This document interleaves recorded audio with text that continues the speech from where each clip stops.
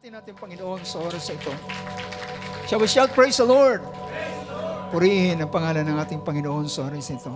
Ating batiin ang bawat isa at kamayan natin at gawad natin ang biyaya at pagpapala ng Panginoon at pakita natin ang ating pagpapasalamat at kagalakan na tayo masayan muli sa araw na ito. Praise be to God. So sa oras na ito ay nais kong unay bumati sa inyo ng isang magandang umaga at buksan natin ating banal na sulatan.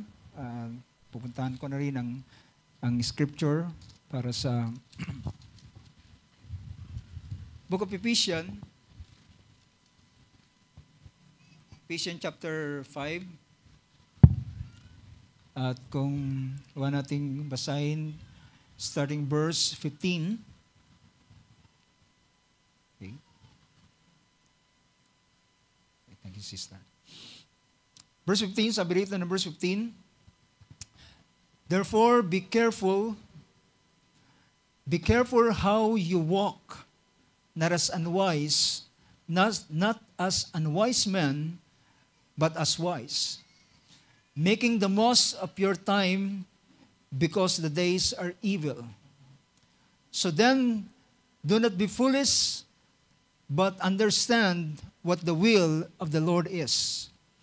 And do not get drunk with wine, for that is dissipation, but be filled with the Spirit, speaking to one another in psalms and hymns and spiritual songs, singing and making melody with your heart to the Lord, always giving thanks for all things in the name of our Lord Jesus Christ, even the Father, and be subject to one another and in the fear of Christ.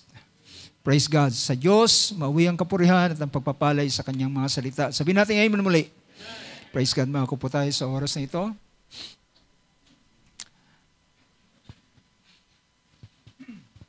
Purihin ng Diyos at sa sandaling ito ay ako'y napapasalamat sa biyaya ng Panginoon sa atin. At kahapon ay sa biyaya ng Panginoon ay natuloy po yung baptism sa ating dalawang kapatid. Hindi ko lang alam kung narito ba sila. Andyan? On the way sila. So, supposed to be ang aming usapan ay ang mababaptize si Brother David, but lahat ay nakatakda sa gawa ng Panginoon. Dahilan ang nabautismuhan po ay dalawa, at si Brother David at ang kanyang pamangkin na si Brother Jess Damon ang kanyang pangalan. At nag-usap kami kahapon at yung mga pangyayari ay parang isinet up at sa amin, sa ating mga tao ay parang hindi inaasahan, pero dahilan ng in-expect ay pero nung day bago kahapon, Friday, ay nag-message na rin si Brother Peter na baka sakaling gusto na rin sumabay ng pamangkin ni Brother David. Pero di ko alam, nung bumibili pala ng t-shirt si Brother Peter sa kanyang may bahay para gamitin doon sa ating mga kapatid, sa ating kapatid, ay bumili sila ng 2 t-shirt. At nag-iisip sila, sabi naman ng mag-asawa nag-uusap, hindi ka naman lulusong sa tubig, bakit 2 yung binili mo? But unfortunately, hindi nila alam, 2 pala talaga yung babautismuhan. Kaya yung isang t-shirt talaga ay nakalaan para sa isang brother. At kami naman ni Brother Philip on the other side ay habang naghihintay doon sa resort dito sa may sea breeze ng Taguig, ay dahil wala pa sila, kami nauna doon sa resort, ay pumunta si Brother Philip para magpa-reserve, magbayad ng ticket dahil merong entrance, kinakailangan isettle muna yung ticket bago makapasok. So, ang ating kapatid ay kinokontak niya si Bar Peter pero hindi niya makontak. So, ang ginawa niya na lang, bumili na lang siya ng ticket at nagpasobra ng isa. So, lahat ay pagdating doon, eksakto rin dahil meron talagang isang kasama na sobra. So, salamat sa Panginoon. Palakpakan natin ating Panginoon. So, ang Diyos ay gumagawa at lahat ng bagay ay siguro kung sa susunod na pagkakataon ay pwedeng makapagpatotoo ang ating kapatid Brother David sa karanasan na kanyang naranasan at ayon sa kwento niya ay dahilan ng ating kapatid Brother David ay siya po ay nag-grab, yung grab taxi ay bago yung araw ng kanyang baptism ay sa hindi inaasahan alas 2 ng madaling araw ay merong siyang pasahero na siyang nagdeklara ng hold up. Dahilan nag-iisip siya bakit 1 kilometro lang ay nag-book pa. At nung pinipilit siyang papasukin sa iskinita, ay sinabi niya, sorry sir, hanggang dito lang tayo. Doon sila nagdeklara ng hold up. Sabi niya, wag kang maingay, hold up to. So, ang ginawa ng ating kapatid by the grace of God ay pinatakbo pa rin niya yung sasakyan at binangga niya yung isang taxi rin na nakaparada sa isang side. At doon sa loob ng sasakyan ay nagpambuno sila. At sa biyaya ng Panginoon, yung passenger na nasa katabi niya ay may hawak na patalim at sinasaksak na ang ating kapatid. So, nandyan po si Brother David. Sinasaksak na siya, pero sa biyaya ng Panginoon harap siya doon sa side ng umasaksak sa kanya at sinasalag niya. Kaya kung hindi yung jacket na makapal ay maring nalaslas yung kanyang braso. Pero sa biyaya ng Panginoon, yung binangga niyang taxi nagising. Dahil meron palang natutulog doon at nagalit po yung bakit mo ako binangga? Sa kanya sinabi, sir, hold up. So saka kumuha ng tubo yata yung driver na yon at nagpulasan yung dalawa. At sa biyaya ng Panginoon, wala silang nakuha na kahit isang kusing. Pero ganun pa man, may sugat ang ating kapatid at nasugatan yung kanyang braso, pero ang pinaka maganda doon ay niligtas ng Panginoon ang kanyang buhay. So, napakabuti ng Diyos. So, ibig sabihin talagang gustong hadlangan ng kaaway yung ating kapatid. So, sabi nga namin, kung kahit balisong yung gamit niya, kung ito'y napuruhan siya, ay hindi natin alam kung anong mangyayari. Pero, ang proteksyon ng Diyos ay naroon na lamang. So, ang isang bagay ay, sabi ng ating Panginoon, touch not my anointed one and do my prophets no harm. Ito ay kanyang batas na inilagay na hindi pwedeng salingin ang mga anak ng Diyos, ang nakilala ng Panginoon bago pa itinatagan sa libutan at sila ay poproteksyonan ng Diyos sa kanyang kapangyarihan. So, salamat sa lahat ng bagay. So, hopefully ay magpatuloy yung pag-aaral namin ng salita ng Diyos every Tuesday doon sa kanila at yung isang pamangkin niya ay meron daw mga i-invite. So, sama lang natin sa prayer ang gawaing yon kung maliit na pagbabahagi ng mga salita ng Diyos. So, bago tayo pumunta sa pangangaral ng salita ng Panginoon, ay meron po akong isang panaginip na kinuwento ko sa aking may bahay. Isang hapon, hindi ko maalala yung araw na yon, isang bandang hapon nakatulog ako.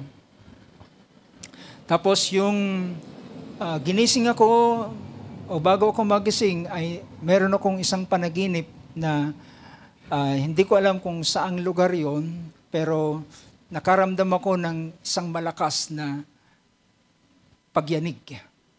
Malakas na lindol. At doon sa panaginip ko ay sumisigaw ako, pero yung sinisigaw ko ay ay parang gusto kong sabihin ay si nanay, yung nanay ko. Yung nanay ko, sabi ko, Nay, mag-ingat kayo.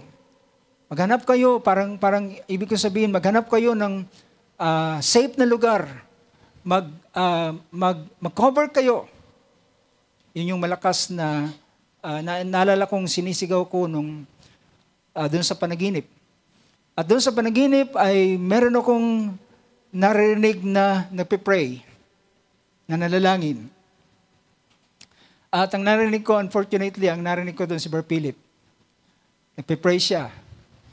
Pero nang ako'y magising, medyo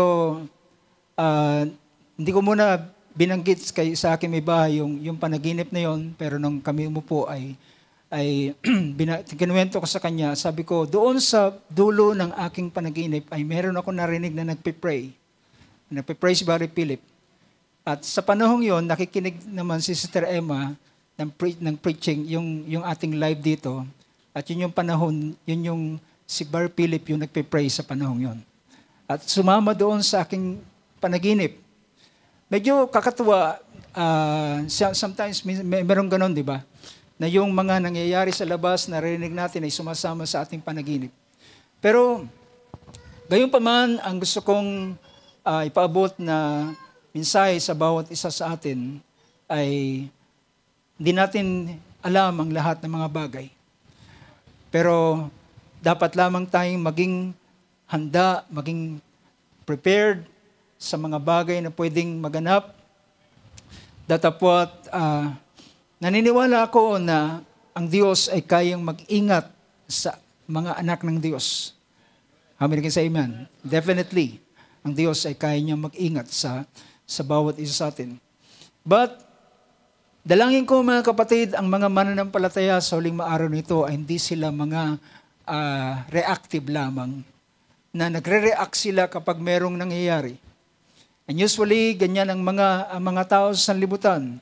Alam nyo, pagkatapos ng trahedya, unos o kaya lindol, pagdating ng Sunday, makikita mo, ang simbahan ay puno. Dahilan, sa kanila naiisip na tumawag sa Panginoon kapag nasa panahon ng trahedya. Naalala nyo yung video na pinapakita somewhere, hindi ko alam kung yung sa Cebu o yung sa Davao. Yung isa ay sumisigaw, Lord! Tama na, Lord! Di ba, narinig nyo yun? Tama na, Lord! So, sa mga panahon ng ganitong klaseng mga trahedya, ay saka sila tumatawag sa Panginoon. And I hope ang mga anak ng Diyos ay hindi gayon, hindi sila reactive lamang, they are proactive. Sila ay naghahanda ng kanilang sarili at I believe hindi sila mananalangin lamang sa panahon ng mga trahedya at mga sakuna. And then even before na mangyari ang ilang mga bagay, ay sila ay dumudulog sa Panginoon. At sila ay nananalangin. At dahilan tayo ay hindi tayo pinapagalaw ng anumang mga bagay, tayo kinikilos at inaakay ng Banal na Espiritu. Ang tao ay masyado nang bumaba at bumagsak sa kanilang kalalagayan bilang ang senses nila ay naging mapurol na. Mas mainam pa yung mga ibon bago magkaroon trahedya, biglang umaalis at nagpupulasan, nagliliparan, umaalis doon sa lugar na yon. At yan ang nangyayari. So ibig sabihin, ang mga nilikha ng Diyos ay meron silang discernment na kapag meron trahedyang mangyayari, sila ay lumilikas. Pero ang tao ay wala nang gayon. Wala nang ganitong senses at discernment ang mga tao. Most of the time, they were always caught unaware. Lagi silang naabutan na hindi handa. At yun yung panahon na nangyari kay Noah. Ang mga tao sa sanlibutan sa panahong iyon ay they were caught unaware. Sabi ng Book of Matthew chapter 27, ang mga tao ay nang baha ay dumating, wala silang alam. But not Noah and his family. Diba? Si Noah at ang kanyang pamilya ay alam nila kung na dahilan ang Diyos, hindi sila nakatingin lamang sa kalikasan na okay naman ang mga pangyayari. Okay naman ang sikat ng araw, payapa ang lahat ng mga bagay, pero ang hindi alam ng mga tao ay merong nagbabadyang what? Judgment. Merong nagbabadyan na paghatol ng Diyos that people don't know it. Ang mga tao ay hindi nila nalalaman, and only Noah, by the grace of God, na sila ay binigyan ng ganitong babala at ang Diyos ay nagsabi kay Noah, Noah, the end of all flesh has come. Meron na lamang siyang ibinigay na 120 years. At alam niya at at the end of 120 years, ang judgment ay darating. So, hindi siya nagbase. At tayo man ay hindi dapat magbase sa mga magagandang mga bagay at payapang mga bagay. Dapat nating tingnan ang panahon na ating kinabubuhayan at ang panahon na ating kinaroroonan. So what I mean to say, mga kapatid, ay gusto kong tawagan ang bawat isa sa atin. At kahapon ay binangon ko rin sa men's fellowship. Sabi ko, balikan natin at sabi ko, buhayin natin yung ating prayer devotion. Meron tayong every other Tuesday na ginaganap na prayer devotion. At sabi ko, aking napapansin ng ilan ay hindi nagbibigay ng pansin sa ganitong klase ng gawain. I believe, mga kapatid, na ang gawain ng prayer devotion ay hindi ito mas less kaysa sa ganitong gawain. How many can say amen to that?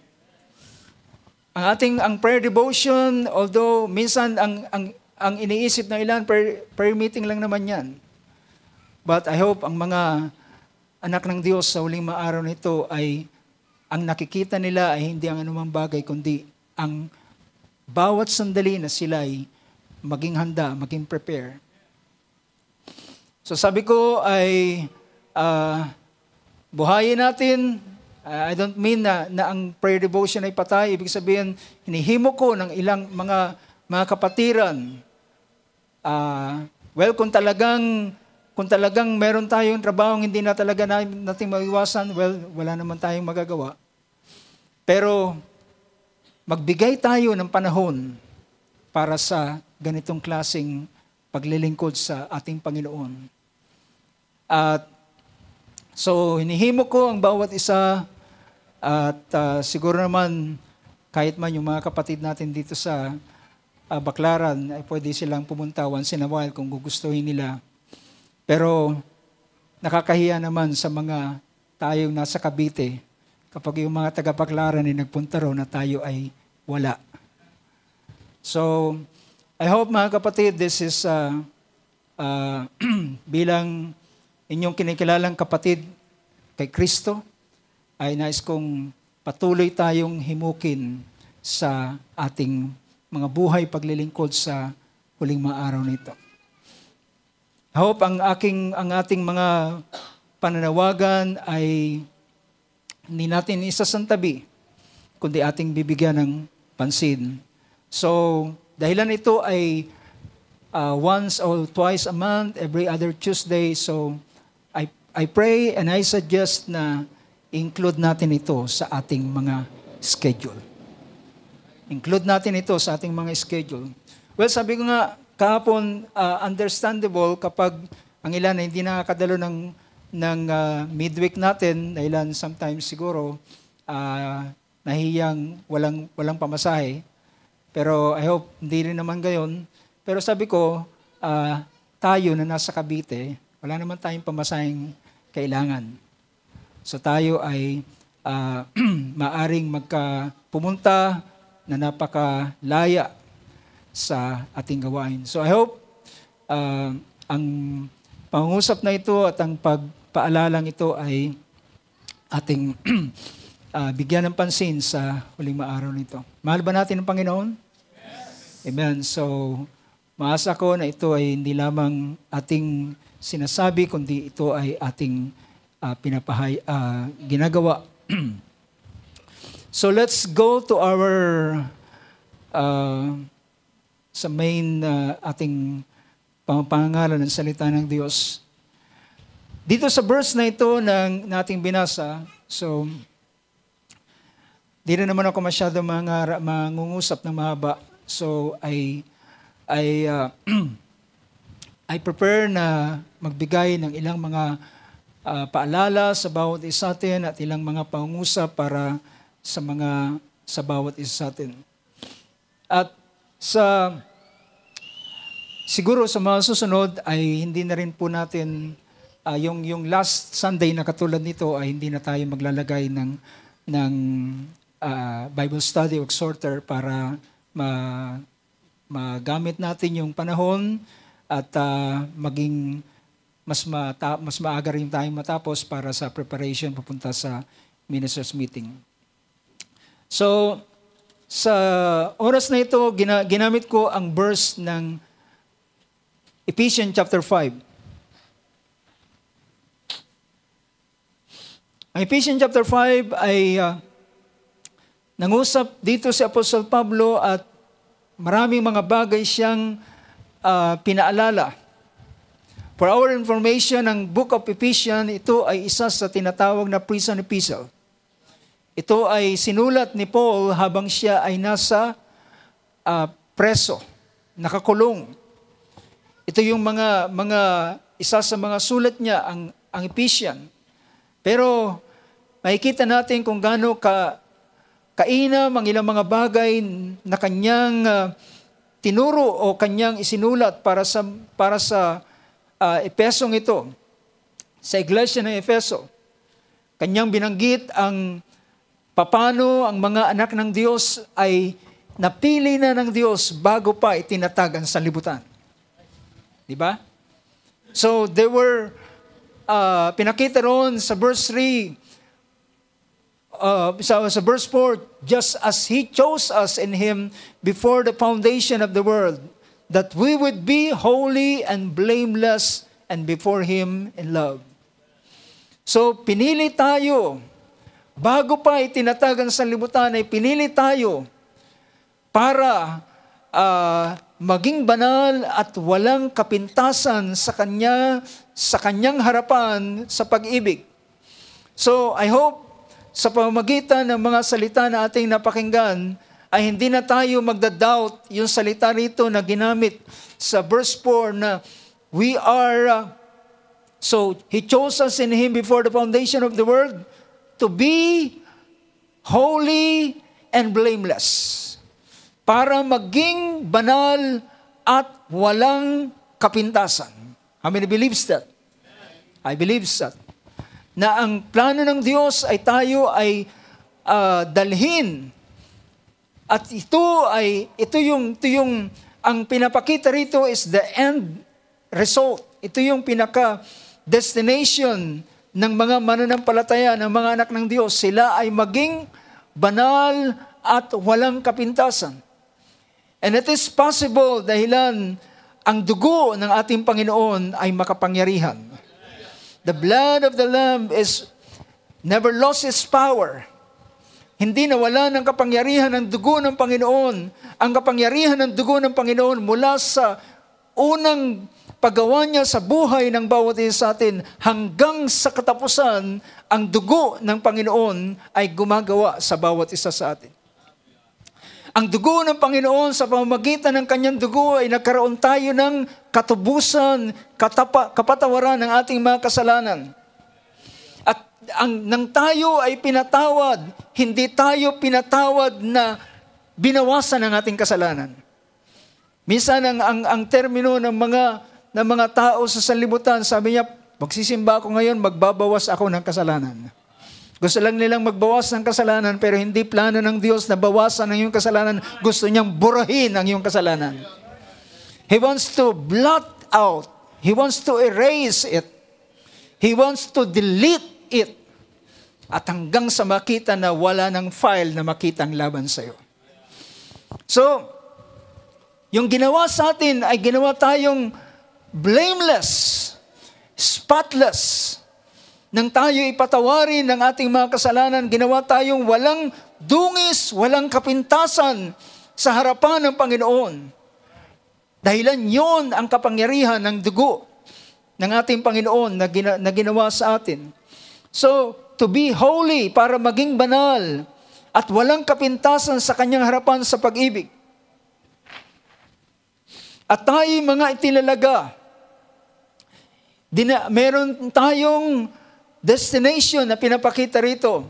Destination para tayo ay kupkupin o para maging, sabi rito, to adoption, predestined us to adoption as sons through Jesus Christ, sa pamamagitan ni Jesucristo, para sa kanyang sarili, ayon sa kanyang mabuting kalooban, the kind intention of His will, sa kanyang mabuting kalooban sa bawat isa sa atin. Well, ang kulang sa atin, mga kapatid, ay ang patuloy na sampalatayanan ng mga salita ng Diyos na ating napapakinggan. Ang kulang sa atin ay pagkilala sa mga salita ng Diyos na ating napakinggan, dahilan ang nais ng Panginoon, according to the kind intention, His intention is it is a kind intention. Ito'y mabuting layunin niya para sa iyo. Jeremiah 29 verse 10 ay nagsasabi, ang kanyang kaisipan sa iyo ay mabubuting lahat. Lahat. All. Hindi isang bahagi, kundi ang lahat ng kanyang kaisipan sa atin ay mabuti.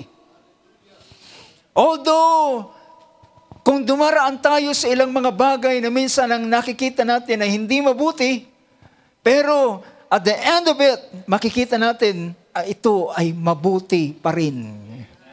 Mainam pa rin, dahilan ang sinasakatuparan niya ay ang kanyang kalooban para sa iyo. Ang kanyang layunin para sa bawat isa sa atin. So He predestined us. So meron ka ng destinasyon, meron ka ng patutunguhan, merong ng direksyon ang iyong buhay. Naalala natin nung nangaral ng ating kapatid, Brother Philip, pinakita niya na ang eroplano, bago umangat, o rather bago umandar sa runway, at bago mag-take off, ay meron na siyang destination. Diba? Yung ticket mo, pag tinignan mo yan, this flight is bound to, diba? Bound to Butuan, bound to Palawan, so on and so forth. At expected na yung oras, kung anong oras kang lalapag doon sa yung destination. It's all in your ticket kung titingnan mo. Sa ticket na yung hawak-hawak, doon sa boarding pass na yung hawak-hawak, naroon na ang lahat ng details, ang flight details mo, at ang paglugar at ang oras na ikaw ay lalapag. Estimated na yung panahon ng iyong pagbabiyahe sa kalangitan. So ibig sabihin, mga kapatid, ikaw at ako ay may direksyon ng ating buhay. Merong direksyon, merong destination ang bawat isa sa atin. At ang destination yan ay hindi ito nilagay nang ikaw ay pinanganak. Ang destination yan ay pinanan ng Diyos bago ka pa lumitaw sa ibabaw ng lupa. Bago ka pa ipinanganak, at sabi rito, bago pa itinatag ang mundo, bago pa inilagay ang sanlibutan, ay tayo ay meron ng destinasyon, predestined tayo para maging adopted as sons through Jesus Christ our Lord. So, kung titingnan natin ang chapter 5 na binibigay natin ng pansin, pinakita niya rito, therefore, sa verse 15, therefore, be careful how you walk, not as unwise men, but as wise. Sabi sa wikang Tagalog, sabi niya, kaya nga, mag-ingat nga kayong lubos kung papaano kayo lumalakad, huwag gaya ng mga mangmang, kundi gaya ng marurunong. Alam niyo ba mga kapatid, ang pagiging foolish and wise is a choice. Akala ko ba, merong sa Matthew 25, may wise virgin and may foolish virgin? Yes, there is. Pero makita natin paano nililinaw ng kasulatan na ang wise and foolish virgin, ang wise and foolish ay choice ng isang tao. Pwede kang magpakamangmang at pwede ka rin magpakapantas. Now it is your choice. What do you want? To be wise or to be unwise? Kaya ang payo ni Apostol Pablo rito sa kanyang pangusap, sabi niya, therefore is a conclusion. So kung bakit siya, natutunan ko ito sa isang mangaral, kapag nagsabi ang kasulatan ng therefore, balikan mo yung mga unang pangusap, bakit siya nagsabi ng therefore. Maintindihan natin bakit siya nagsabi ng therefore. Therefore, be careful how you walk. Kaya nga, mag-ingat kayo paano kayo lumalakad. Dahilan ang paglakad mo ay pwedeng maging pantas at pwedeng maging mangmang. Well, minsan iniisip natin, destined ba ito? Well, mga kapatid, pinapakita rito, ito'y choice ng isang tao. At malinaw yun sa Matthew 25, di ba? Malinaw yun, dahilan yung mga wise ay naghanda sila ng extra oil in case na ma-delay at tumagal. So, kung ang schedule ng pagdating ay ganito at yung oil nila ay maglalast lamang hanggang, alam niya yung oil niya ay maglalas lamang hanggang sa ganitong oras. So, perhaps, nag-isip siya, paano kung sakaling mag-delay? So, magbabaon siya ng extra oil. And that's what the wise virgin make them wise. Diba? Doon sila naging wise sa pag-anticipate ng mga bagay na mangyayari. So, ang payo ni Apostol Pablo, lumakad ka na kagaya ng pantas, hindi kagaya ng mangmang. So it is your walk. So sabi, and verse 16, and making the most of your time because the days are evil. Gamitin mo ang iyong panahon. Sa iba pang version ng King James ay redeeming the time. Yung salitang redeeming the time ay bilhin mo yung oras na yun. Ibig sabihin, pahalagahan mo yung oras na yun. Redeeming the time or making the most of your time because the days are evil. So alam natin na ang paggamit natin bawat isa sa atin ay binigyan ng 24 hours sa isang araw. Diba? At kalahati nito o isang 1/3 nito ay maaaring i-spend natin sa pagpapahinga at pagtulog. At ang natitira na other 16 hours ay gising tayo. At paano natin ginagamit yung 16 hours na yan sa loob ng isang araw ay nasa bawat isa sa atin. Can you say amen to that? Yung 16 hours na yan, ay paano mo ginugugol, paano mo kinukonsume.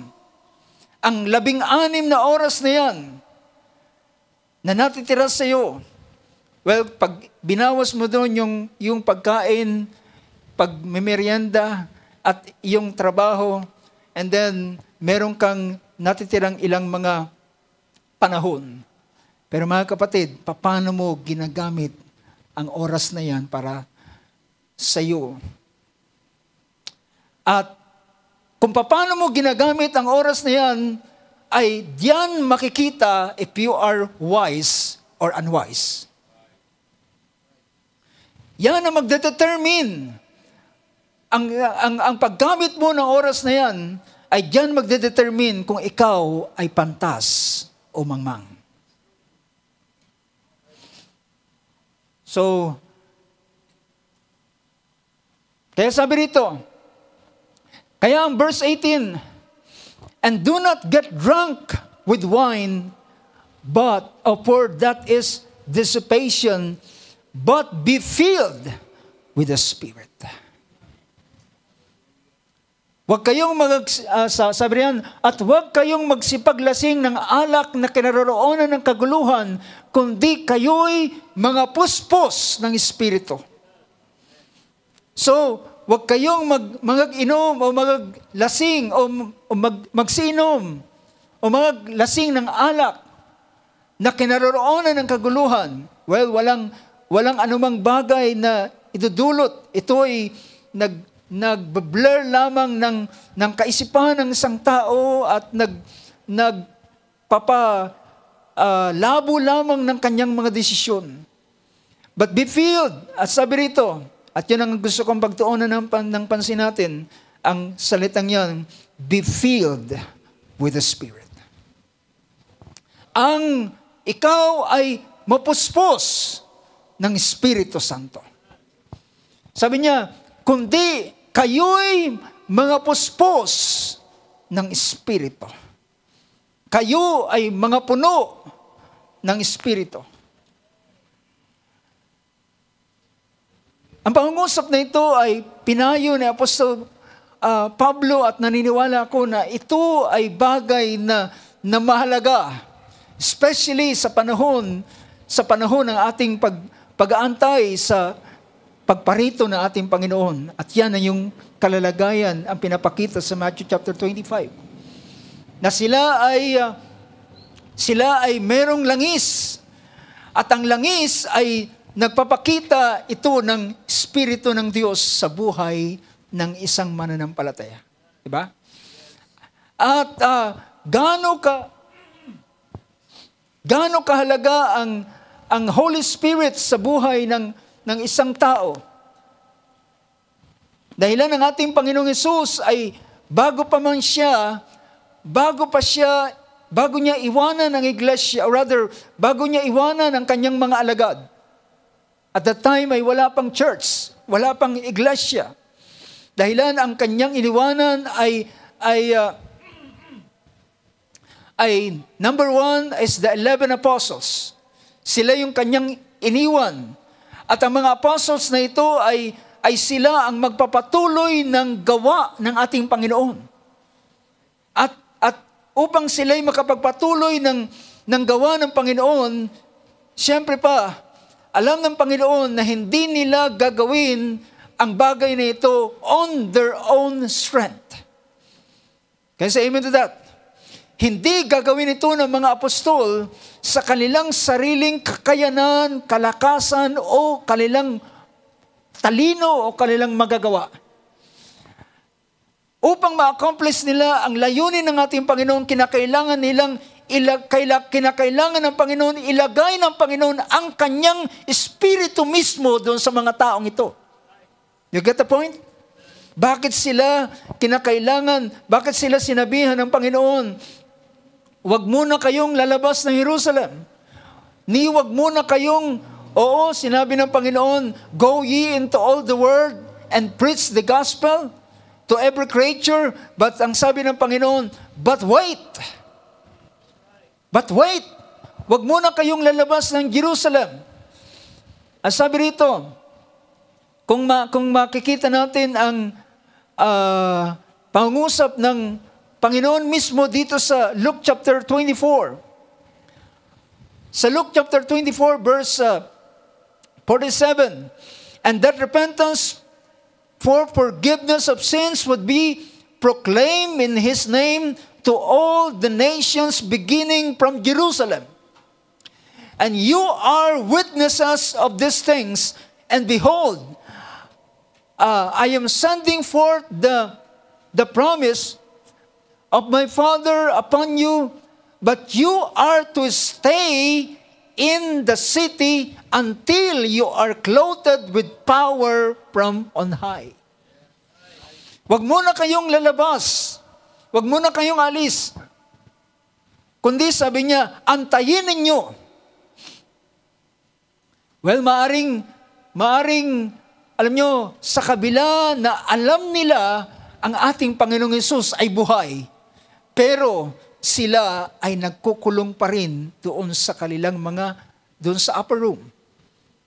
Na nakakulong pa rin sila at natatakot sila dahilan sa mga Hudyo. Natatakot sila, yun ang statement ng Book of John.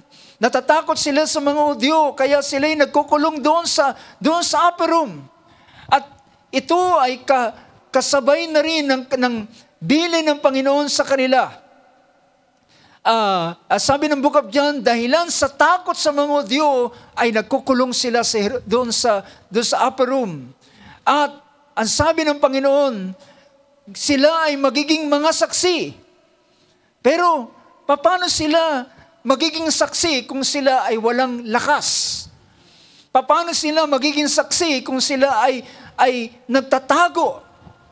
Kaya ang sabi ng Panginoon, aking isusugo ang pangako ng Ama sa inyo, ngunit mag-intay kayo sa Jerusalem o sa siyudad hanggang sa kayo ay masaplutan ng kapangyarihan ng kaitaasan.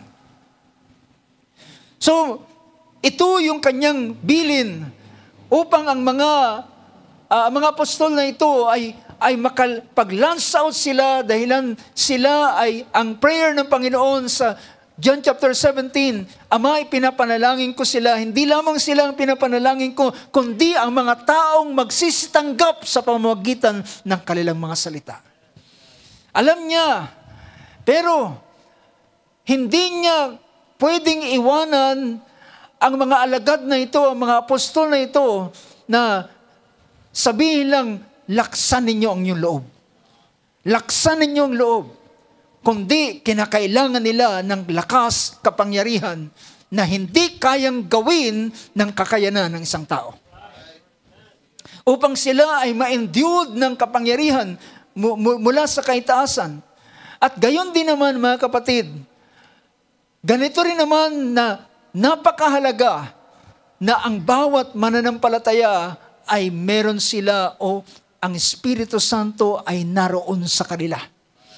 Dahilan, kung wala ang Espiritu, ito ay pawang sariling pagsisikap mo lamang.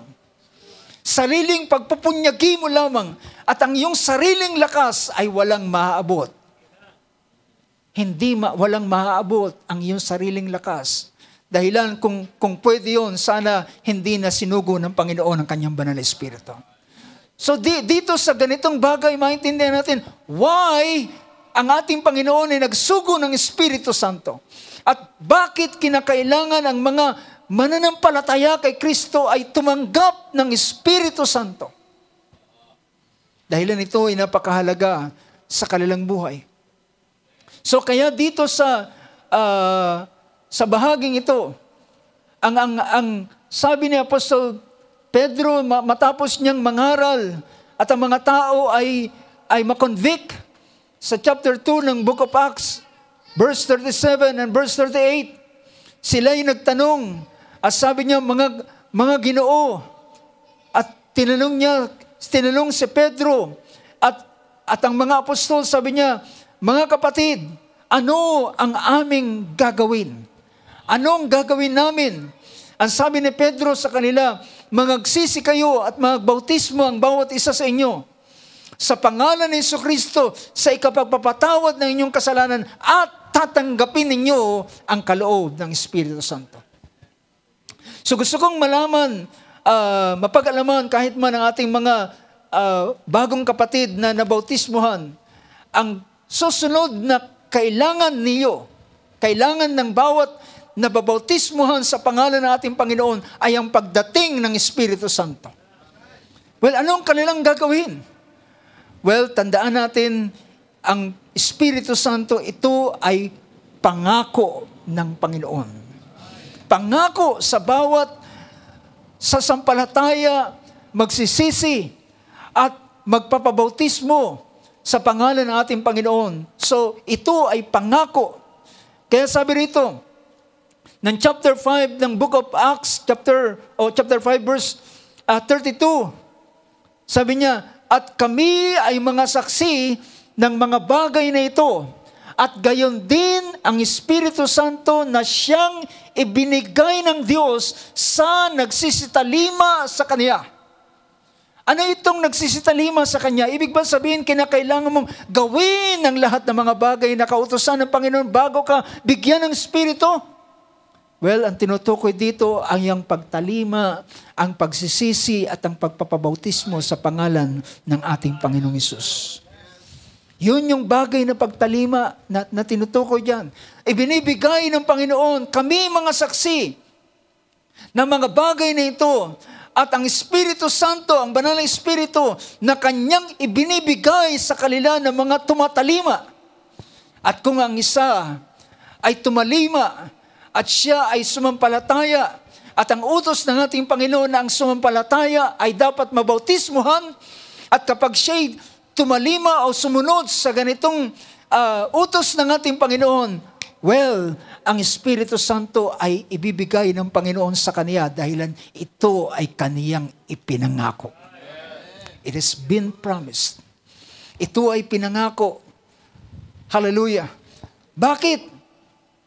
Dahilan ang Espiritu Santo ay ano? Ang sabi ng Book of John chapter 14, ang Espiritu Santo ay helper. Amen. Ang Espiritu Santo ay tutulong sa atin. Dahilan tayo ay ang tao ay mahina. Ang tao ay walang lakas. Ang tao ay vulnerable sila at madali silang kung saganang kanilang sarili. Sila ay kagaya ng kung saan sila hampasin ng hangin ay doon sila. Pero yung Espiritu na ibibigay ng Panginoon sa kanila, yun ang tutulong sa kanila. It will be their helper. Ito ay ang kanilang tulong. Kaya ang sabi ng Panginoon sa John 14:16, ako'y dadalangin sa Ama, ako'y hihiling sa Ama, na magsugo siya, na magbigay siya sa inyo, magbigay siya sa inyo ng inyong mang-aaliw. Ang salitang mang-aaliw na yan sa wikang Ingles ay, I will ask the Father and He will give you another helper. Yung salitang comforter, yung salitang, yung Greek word na parakletos, na ang ibig sabihin, siya ay, yung para ay nasa tabi mo. Katabi mo na tutulong sa'yo. So helper, I will ask the Father and that He will give you another helper that He may with you forever.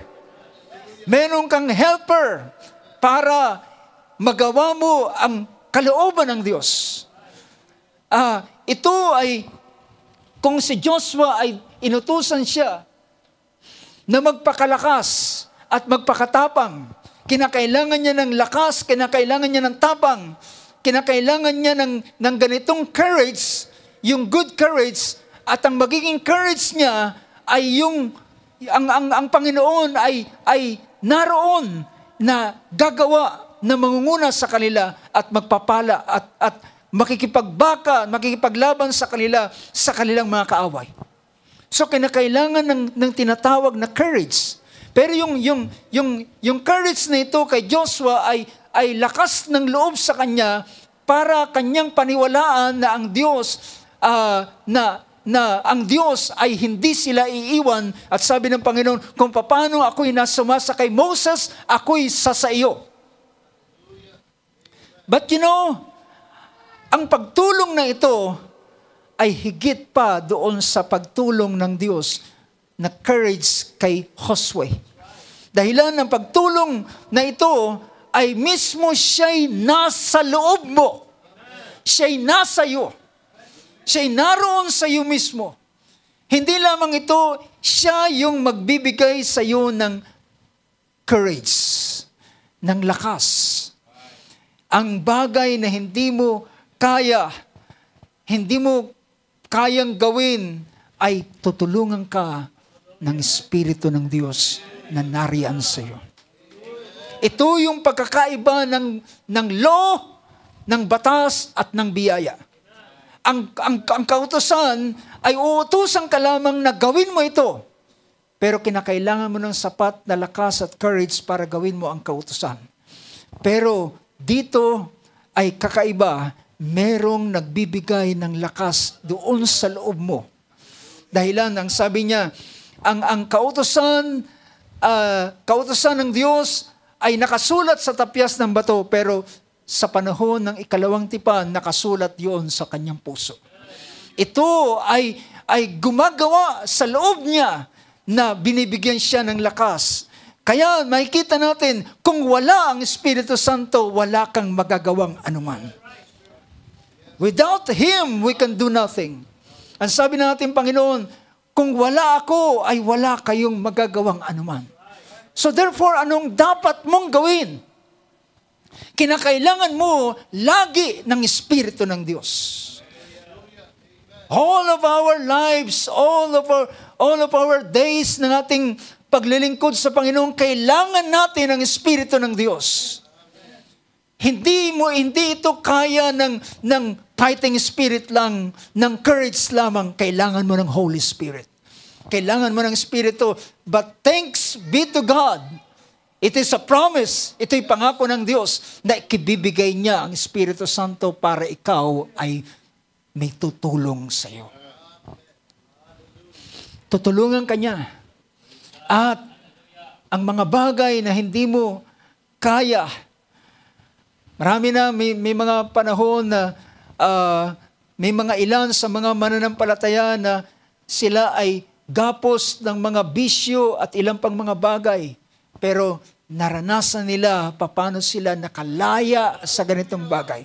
Paano sila na-deliver sa ganitong bagay. Hindi dahilan sa, sabi ko nga, minsan kapag may mga taong nagsasabi, kayo ko namang alisin ng sigarilyo, kayo kong alisin ng alak.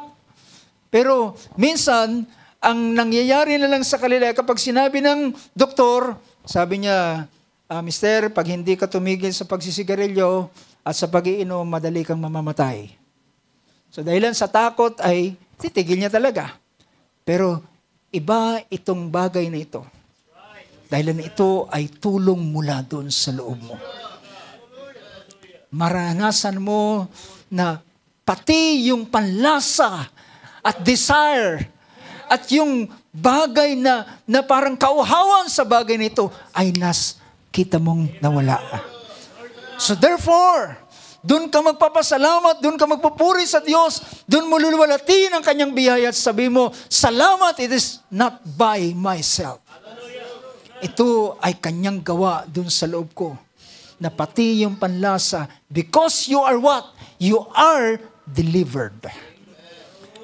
Ikaw ay nilipat mula sa kaharian ng kadiliman papunta sa kaharian ng kanyang anak ng pag-ibig, sa kaharian ng Panginoon. So therefore, you are now free. Hindi ka na inaalipin pa ng ganitong bagay because ang Espiritu ng Diyos ay tumutulong sa iyo. I hope mga kapatid, hallelujah, nakaka-connect kayo sa ganitong kaisipan na ang kailangan mo ay Espiritu Santo. Ang kailangan mo, hallelujah, ay ang Espiritu ng Panginoon para ikaw ay mabigyan siya ang iyong kalakasan. Siya ang magbibigay ng kalakasan sa iyo. Siya ang tutulong sa iyo. He is your helper. So, i-activate natin mga kapatid. kilalanin natin na ito ang kanyang gawain. Kilalanin mo ng gawain ng Espiritu ng Diyos ay hindi lamang aliwin ka, hindi lamang i-comfort ka, hindi lamang i-encourage ka. Ang gawain ng Espiritu Santo ay tulungan ka mismo. To help you. To help your what? To help your infirmities. Tulungan ang iyong mga kahinaan. Minsan ang sigaw natin, hindi na ako makahulagpos sa kahinaan kong ito. Yes, that's true. Hindi mo kayang humulagpos sa kahinaang yan, pero may tutulong sa iyo para makahulagpos ka sa kahinaang yan. Ang tutulong sa iyo ay yung helper na yan. The Holy Spirit will help you, praise God, to overcome that infirmities. Para maintindihan mo at makahulagpos ka, i-deliver ka niya. Now, isa pang bagay na makikita natin. So, that's the reason yung mga brother natin na bagong tanggap sa Panginoon at nabautismuhan, ang kailangan nyo ay Espiritu Santo. Ang kailangan nyo ay Holy Spirit.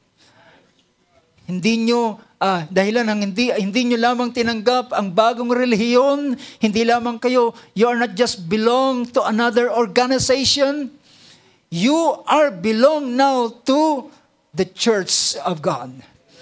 Sila ngayon, kayo ngayon ay kabahagi na ng Iglesia ng Diyos, kabahagi kayo ng katawan ng Panginoon, ng katawan ni Kristo. At kung ikaw ay kabahagi na ng katawan ni Kristo, anong mangyayari? Ikaw ay dadaluyan ng dugo. Ikaw ay dadaluyan ng buhay. At kung dadaluyan ka ng buhay, well, kapag yung isang parte ng katawan mo ay hindi dinaluyan ng buhay, anong mangyayari dyan? Diba? Mamamatay. Kapag nagkasugat, hindi gumagaling. Kasi hindi dumadaloy yung oxygenated blood doon sa parte ng katawang ito. Dahilan yung dugo mismo na may buhay ay may daladalang kagalingan sa kanyang sarili. May daladalang lakas. At kapag yung dugo ay hindi nakadaloy, namamanhid, di ba? Hindi halos maigalaw. Gusto mong pagalawin, pero hindi makagalaw kasi walang dumadaloy na dugo sa kanya. Kapag nagkaroon ng problema ang bahagi sa stroke, merong isang bahagi ng katawan na hindi dadaluyan ng buhay. At dahilan sa gayon ay hindi niya halos maikalaw. Pero kapag gumagalaw, dumadaloy ang buhay sa lahat ng parte ng katawan, lahat ay gumagalaw yan. Praise God. We need the Holy Spirit. The Holy Spirit is our life. Ang banal na Espiritu ang siyang buhay ng bawat isa atin, ang kagalingan ng bawat isa atin, ang kalakasan ng bawat isa. So we must be filled with the Holy Spirit. So ang dugo, ang veins natin, ito ay dinadaluyan ng dugo. So yan ang isang bagay na napakahalaga. So ang anak ng Diyos o ang isang tao na tumanggap sa ating Panginoon ay pinakita ng banal na kasulatan, sila ay binigyan, John 1:12, binigyan sila ng kapangyarihan o karapatan na maging anak ng Diyos. The right to become the sons of God. Ang magkaroon ng karapatan. Meron na siya ngayong karapatan. Siya ngayon ay anak na ng Diyos. At meron siyang karapatan na tumawag sa Diyos na kanyang ama. At ang kanyang kalalagayan ngayon sa harapan ng Diyos ay siya ay anak ng Diyos. I will be a father to them and they will become a son and daughters. So yun yung bagay na ito. So, napakahalaga ng ganitong bagay. That's the reason, ang ating Panginoon, nagturo siya, na sabi niya, kinakailangan mong ipanganak na maguli maliban ang tao, John 3:3, maliban ang tao ay panganak na maguli, ay hindi siya makakakita ng kaharian ng Diyos. And verse 5, maliban, katotohanan sinasabi ko sa inyo, maliban ang tao ay panganak ng tubig at ng Espiritu, ay hindi siya makakapasok sa kaharian ng Diyos.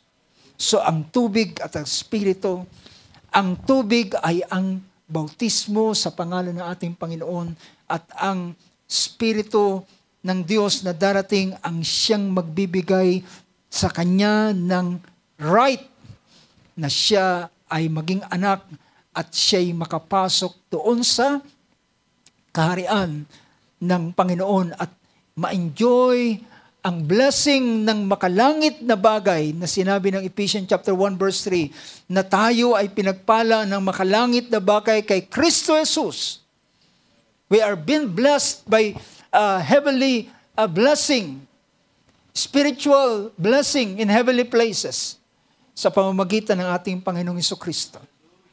So, sa ganitong bagay, at alam niyo ba, dahilan ikaw ay ipinanganak.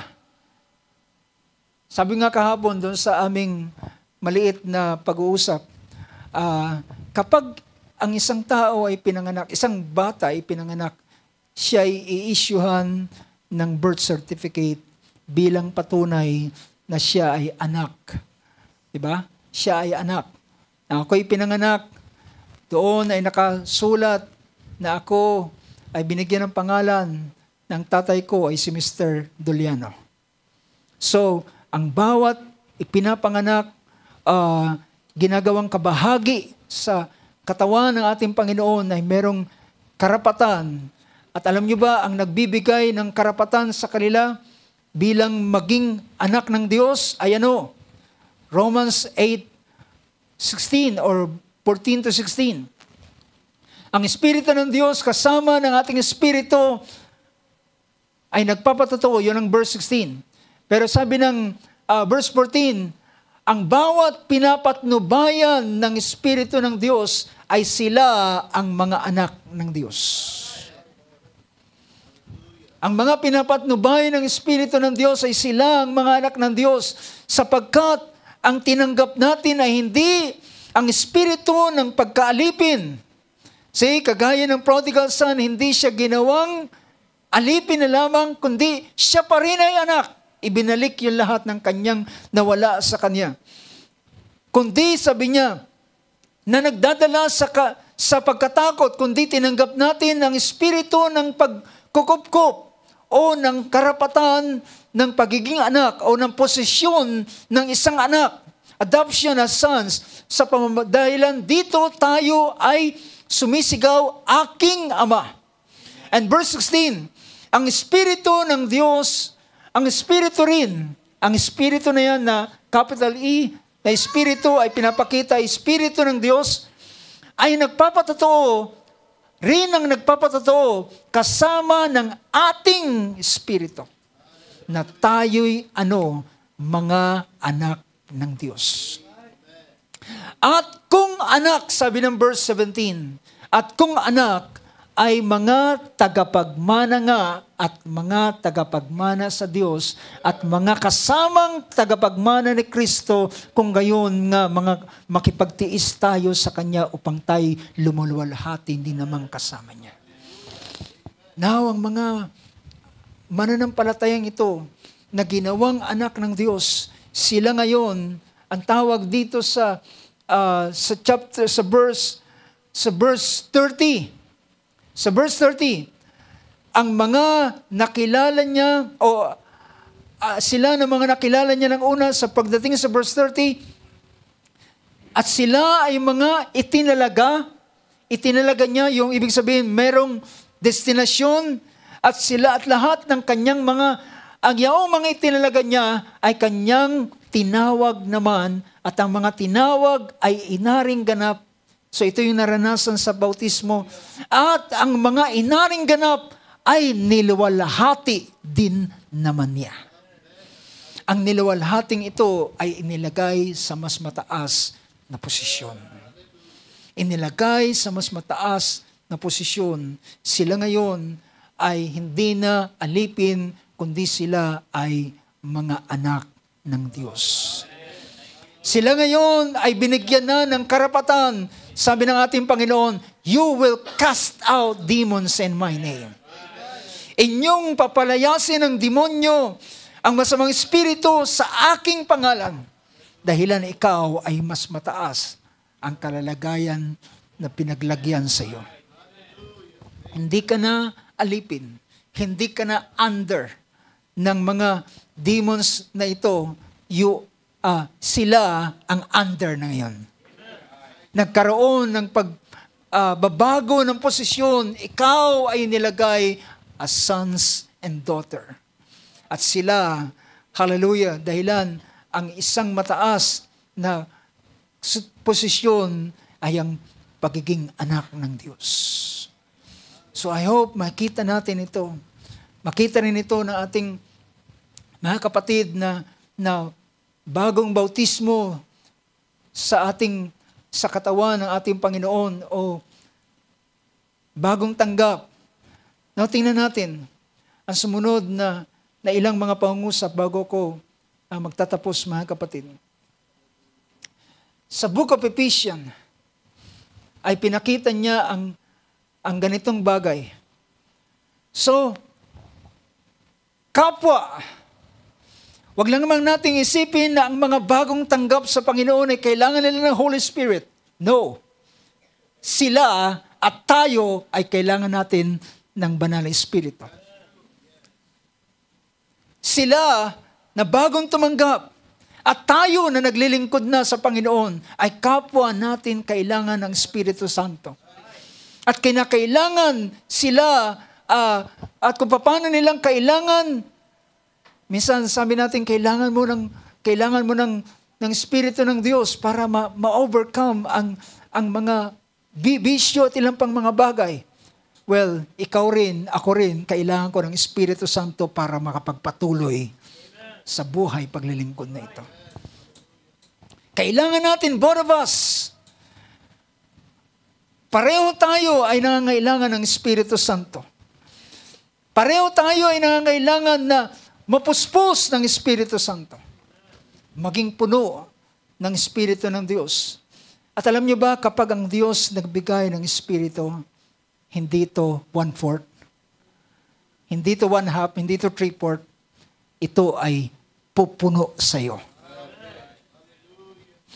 And I believe, mga kapatid, ang mga binibigyan ng Espiritu ng Panginoon, hindi sila binibigyan ng kalahati, hindi sila binibigyan ng kaunti. Sila ay pinupuspos ng Espiritu. Pinupuno ang kanilang sisidlan. Pinupuno ang kanilang, ang Diyos ay pag sinabing pumupuno, mga kapatid, ay ito yung magko-control, gumagawa at nagko-control sa iyo. Kaya kung ating titingnan ang ganitong bagay, so pinakita ko ang kalalagayan ng mga newly in Christ o bago kay Kristo. Ngunit tayo naman na mga nagpapatuloy ay kapwa rin nangailangan ng ganitong paggawa ng Espiritu ng Diyos sa buhay ng bawat isa sa atin. Kaya kung ating titingnan ang mga pangungusap na ito, sabi ng verse 5, sabi niya, chapter 5, verse 5 ng Ephesians, pinakita niya sa verse 5, for this you know. Pinangusap niya ang ilang mga bagay, pero ang verse 5 na lamang bibigyan kong pansin. For this you know with certainty.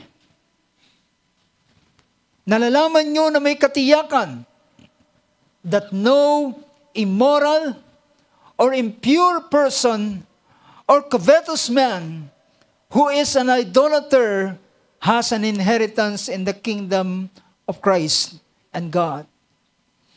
Nalalaman natin na walang mga, sa sawikang Tagalog, Natalastas ninyong lubos ng sino mang mapakiapid, o mahalay, o masakim, na isang pagsamba sa mga Diyos-Diyosan. So kung ang dating buhay ng isang tao ay sumasamba sa ibang Diyos, well, meron ding isang tinatawag na form of idolatry. Ang form of idolatry ito ay ang isang bagay na nagiging kapalit ng Panginoon sa atin. Anumang bagay na nagiging kanyang kapalit, it is also a form of idolatry. I mean, I can say amen to that. Sabi rito, immoral or impure person or covetous man. Pinakita rito yung covetousness ay who is an idolater. Dahilan yung pinapakita rito ang covetousness ay kanyang nire-replace na ang Diyos because of that covetousness. Pero pinakita rito ang ganitong bagay. Certain that no immoral or impure person and covetous. And verse 6, let no one deceive you with empty words, for because of these things, the wrath of God comes upon the sons of disobedience. Huwag kayong padaya, mga kapatid, ng mga empty words, yung mga salitang pangdaraya at pakunwari, o ibig sabihin, nangungusap na, okay lang yan. Yung ginagawa mong yan ay okay lang. Wala namang, ikaw ay okay pa rin ang iyong kalalagayan, pero pinakita rito, let no one deceive you with empty words. For because of these things, the wrath of God come upon the sons of disobedience. Yung mga ganitong bagay na kanyang pinahayag from verse 3 to verse 5, kung tataas natin ang verse 3, immorality or any impurity or greed must not even be named among you as is proper among saints. Ano sabi ng verse 3 sa Tagalog? Ngunit ang pakikiapid at ang lahat ng karumihan, kasakiman, ay huwag man lamang masambit sa inyo gaya ng nararapat sa mga banal. Kung ikaw ay naniniwala ka na ikaw ay binanal ng Diyos, ikaw ay pinatawad ng dugo ng Panginoon, nilinis ang ating buhay. And then, kung naniniwala tayo sa ganitong bagay, then tayo ay wag man lamang masambit ang mga bagay nito. Ang pakikiapid, ang karumihan, ang kasakiman, ay wag man lamang maibanggit, ibig sabihin, ma-identify tayo with that kind of works. Na ma-identify tayo sa ganitong klase ng uri ng pamumuhay. Dahilan ikaw ay banal, ikaw ay pinabanal ng Panginoon. And there must be verse 4. At ang karumihan man o mga mangmang na pananalita o mga pagbibiro na di nararapat, kundi kayo'y mga pasalamat. At sabi rito, kaya then verse 5, yung verse na binasa natin kanina. Kasi dito sa verse 7, therefore do not be partakers, huwag kayong makibahagi sa kanila. Huwag tayong makibahagi sa kanila. Well, this point ay pinapakita ni Apostol Pablo sa mga mananampalataya. Sa mga mananampalataya niya, pinapakita ang ganitong bagay. Sa atin na mga mananampalataya na, ay hindi sa atin dapat tayo ma-identify sa mga ganitong klase ng gawain. Therefore, do not be partakers with them. Sabi rito, sapagkat, sa verse 8, sapagkat dati Noong unang panahon, kayo'y kadiliman, datapat ngayon kayo'y, kaliwanagan sa Panginoon. Magsilakad kayong gaya ng mga anak ng kaliwanagan. Magsilakad kayo ng mga kagaya na anak ng kaliwanagan. At sabi rito, verse 9, na ang bunga ng kaliwanagan ay nabubuo ng kabutihan at katwiran at katotohanan. Ito yung bunga, ito yung fruit of the light. The fruit of the light consists of goodness, righteousness, and truth. Binubuo ng kabutihan, katwiran, at katotohanan. Trying to learn na pinag-aaralan na iyong pinatutunayan. Ang verse 11 verse 10 ay nagsasabing, trying to learn what is pleasing to the Lord. Na ang iyong pinagsisikapan, na ang iyong pinapatunayan ay ang mga bagay na nagpapabigay ng kaluguran sa Panginoon. Ang iniisip mo ngayon ay ang bagay na magbibigay ng kaluguran sa Panginoon. At huwag kayong makibahagi, verse 11, and do not participate in the unfruitful deeds of darkness, but instead, even expose them. At huwag kayong makibahagi sa mga walang mapapakinabangan na gawa ng kadiliman. Well, mga kapatid, hindi ko na kailangan isa-isahin pa ang mga bagay na sabi rito, yung mga walang mapapakinabangan na gawa ng kadiliman. Anumang bagay na hindi nagpa-profit para sa spiritual na bagay, ay ito ay pinakita ni Apostol Pablo, huwag tayong makibahagi sa ganitong bagay. Anumang bagay na hindi magbibigay ng profit sa iyong spiritual, sa isang spiritual na buhay na hindi ka, ang bagay na yan na yung ginagawa, hindi ka lalakas. Hindi ka lalakas sa espiritu. Hindi ka mapupuspos ng espiritu. Hindi ka titibay sa pananampalataya. Anumang bagay na hindi nagbibigay ng ganitong pakinabang ay kinakailangan mong iwaksi at ialis ang bagay na ito. Meron ba akong kausap, mga kapatid? Anumang bagay na hindi nagbibigay ng pakinabang sa buhay na ito, dahilan ito ay ang kadiliman ay walang anumang bagay na sabi pa ni Apostol Pablo, anong pakikisama ng kadiliman sa liwanag? Walang anumang bagay. Do not participate in the fruitful deeds of darkness, but instead even expose them. Sapagkat ang expose, mga kapatid, ay ito yung ginamit ni Apostol Pablo na lumakad tayo sa liwanag. Ang paglakad sa liwanag ay ilalantad natin ang lahat ng bagay. And even expose them. Sapagkat, verse 12, sapagkat ang mga bagay na ginagawa nila sa lihim ay mahalay na salitain man lamang. Yung mga bagay na ginagawa sa kadiliman ay mahalay na salitain.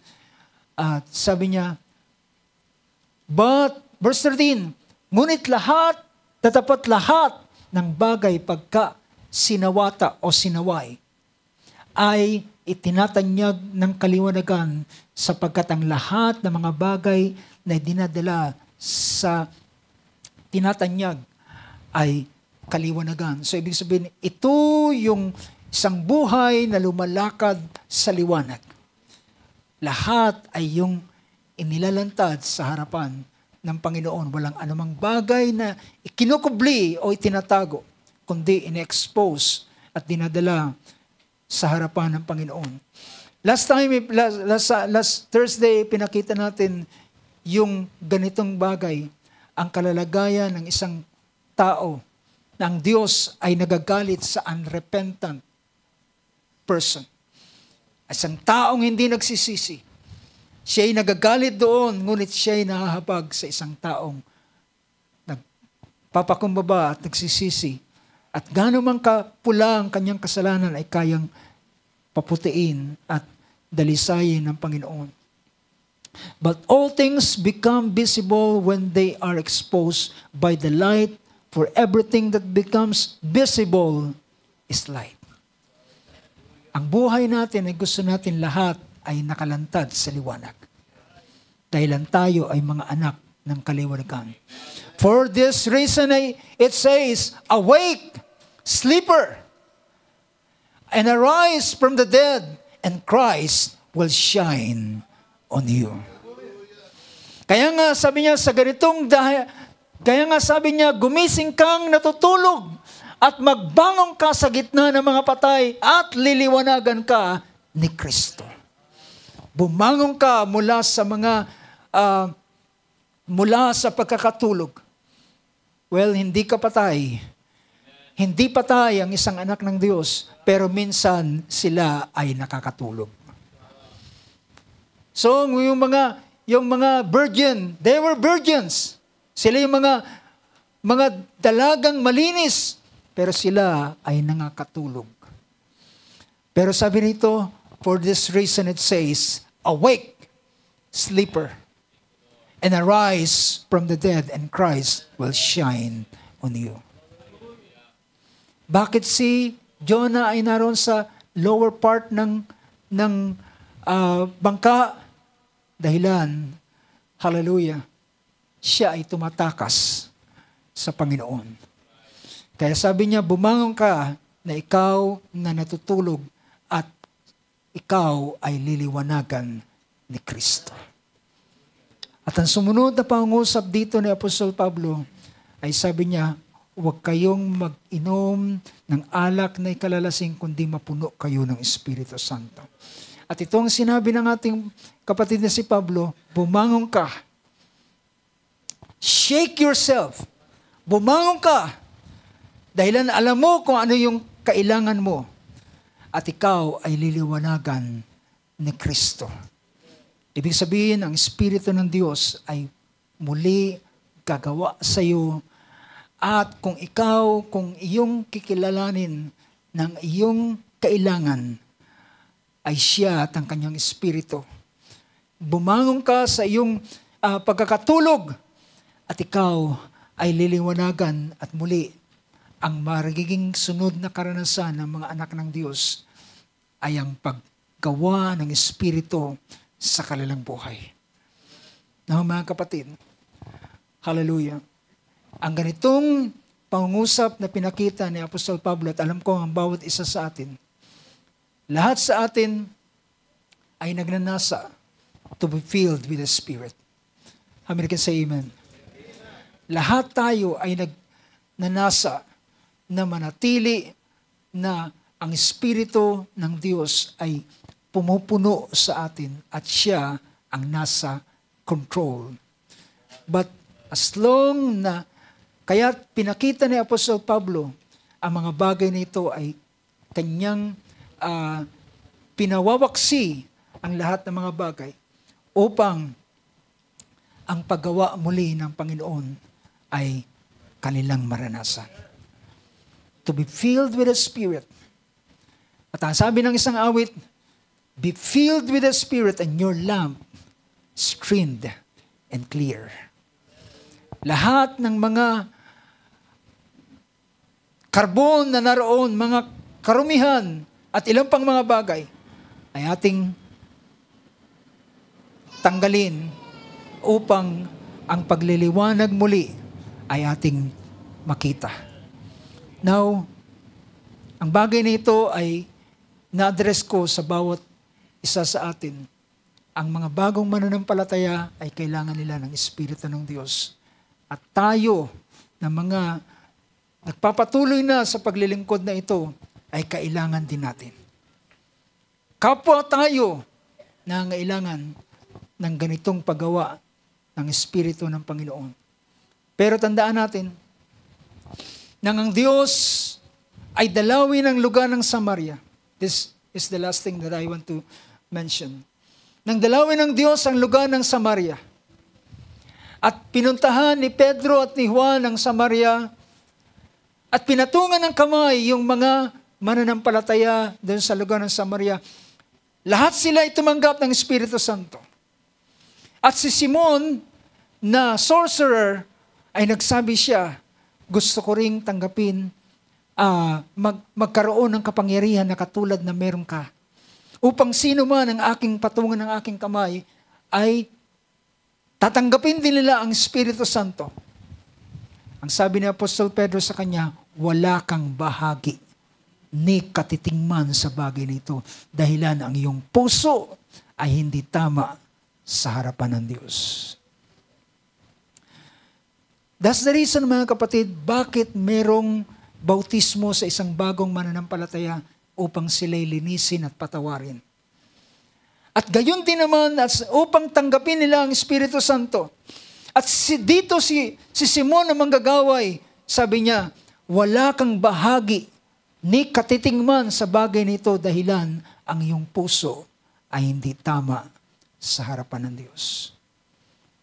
Gaano kahalaga ang pagsasaayos ng ating mga puso sa harapan ng Panginoon upang ang paggawa ng Espiritu ay gumawa uli. Gumawa at kumilos sa bawat isa. So, ang buhay na ito ni Simon ay isang napakagandang example upang, hallelujah, ang pagkapuspos ng Espiritu, dahil na-deprive siya. Ang buong tao sa Samaria, pero siya ay hindi tumanggap dahilan ang kanyang puso ay hindi wasto sa harapan ng Panginoon. Praise God. Sa oras na ito, mga kapatid, nais kong tumayo ang bawat isa sa atin.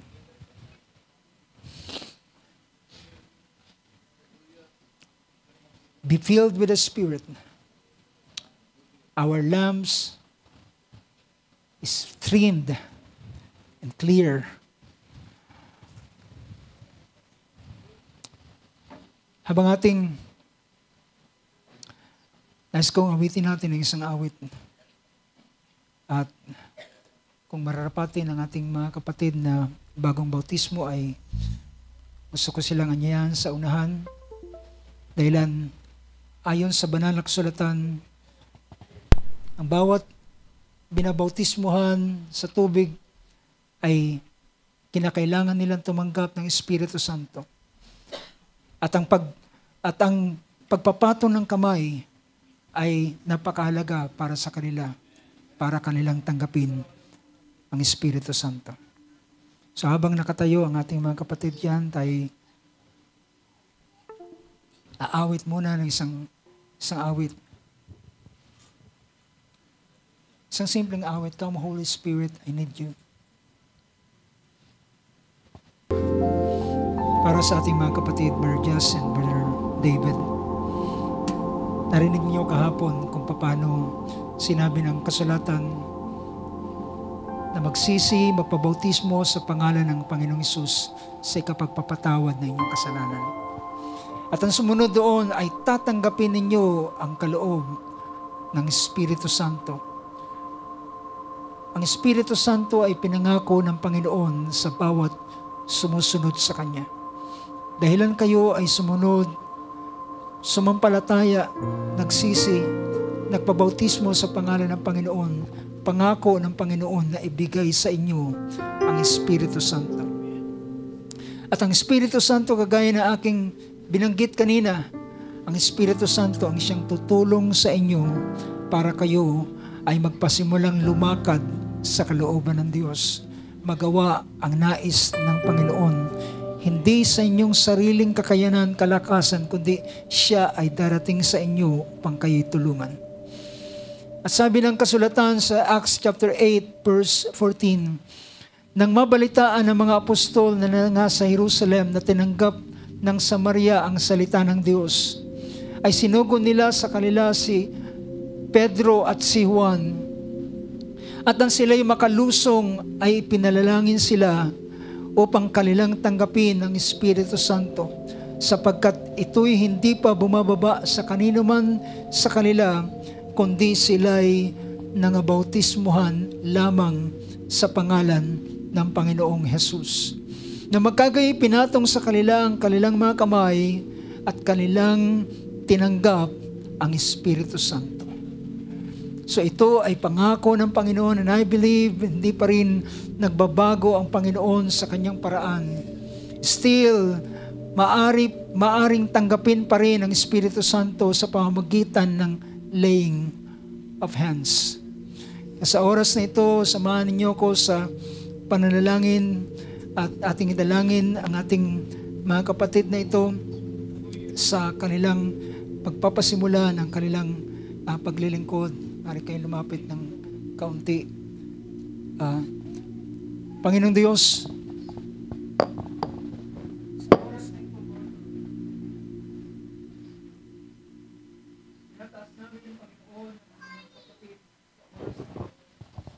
narito, Lord God, ang aming kapatid, Brother David and Brother Jess.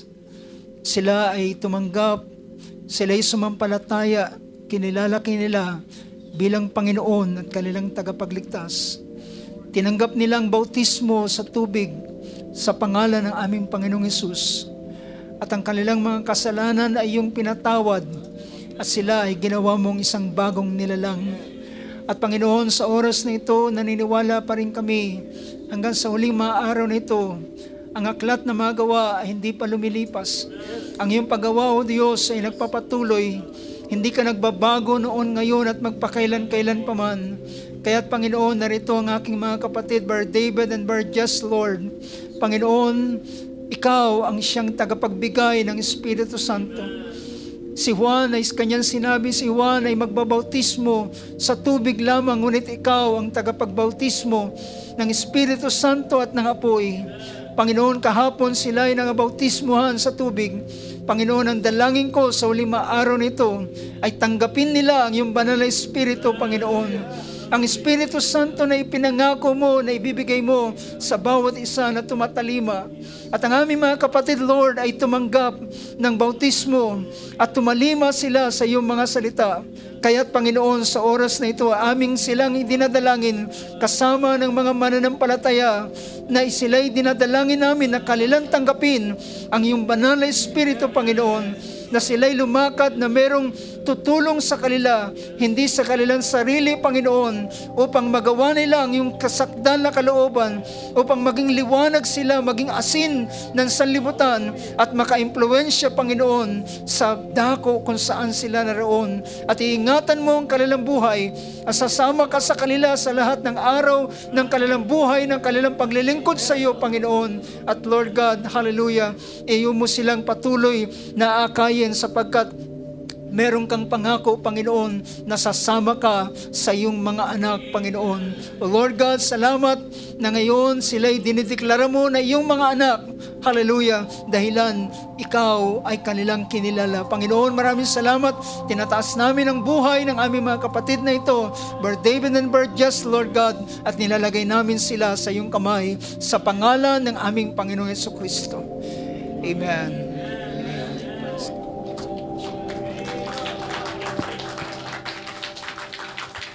Amen. Hallelujah. Sa oras na ito, mga kapatid, kung ang ating mga kapatid ay tumanggap ng panalangin at hindi ako ang magbibigay sa kanya ng Holy Spirit, ito'y pangako. Ito'y ang Diyos ang siyang magbibigay. Ito'y ang ating Panginoon, the Holy Spirit Baptizer. Siya ang magbabaptize. Ang gawain ng mga mangangaral ay magbautismo sa tubig kagaya ni Juan Bautista, pero ang magbabautismo, magbibigay ng Espiritu ay ang Diyos. At kung ang ating mga kapatid na bago ay kailangan nila ng Holy Spirit, tayo man ay kailangan natin ng banal na Espiritu.